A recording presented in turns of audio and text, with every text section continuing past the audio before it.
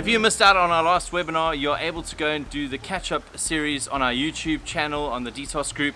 But today I'm in Azuri, and we have come all the way out to Azuri to get your questions answered that you asked us during the webinar session. With me is Vanessa Toulet.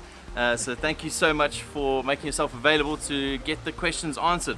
So let's get to it. The first question was from Annabelle, and it was, what about the market to resell your property in Azuri or other PDS?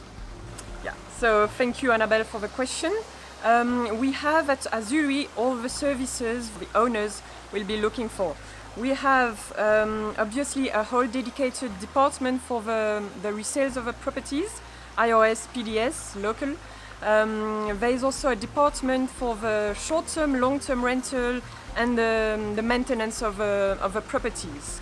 There you go, Annabelle. We hope that's a good answer to your question. Right, so the next question was, who was it? Anishta Darshani very astutely asked us which strategies of communication and marketing to implement in the actual context. I think this is about what do you do in terms of communication and marketing, and how can they find you? So obviously we are online everywhere. You can find us on Facebook, Instagram, LinkedIn, on our website. So please feel free to visit, to share, to like.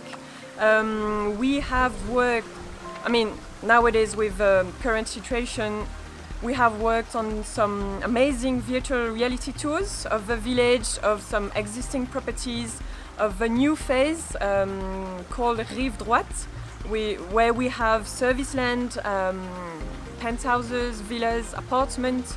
And with this tour you can also see these future properties. We have actually signed few CRPs recently. Wow, with clients from Europe. Yeah, there we go. Yeah. So that's great. So don't forget, you can check out Azuri's communication channels, all in the description below. We'll put the links there as well as the website address, so you can go and have a look at the virtual tours for yourself. And obviously you contact Vanessa. You can contact you. You can contact Vanessa, and she'll help you out and get you well acquainted with Azuri. All right. Thank you.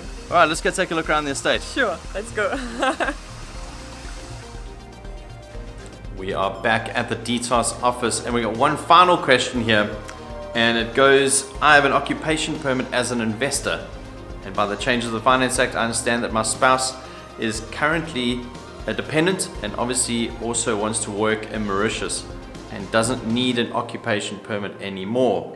Does my wife need to inform the EDB that she'll be working in Mauritius by starting a business?